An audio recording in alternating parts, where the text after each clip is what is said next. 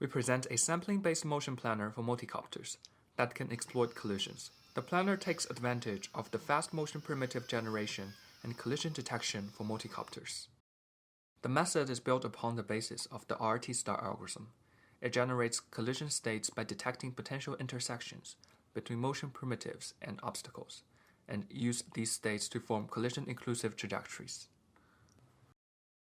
Allowing collision helps improve the performance of the sampling-based planner in narrow spaces like tunnels. Since sampled states are not discarded due to collisions, the collision-inclusive planner can add samples to the exploring tree more rapidly.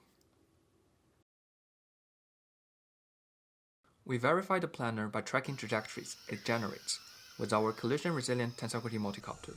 The collision-inclusive planner allows the system to find a trajectory more quickly, and the resulting trajectory exploits the environment for a change in momentum rather than requiring large thrust inputs.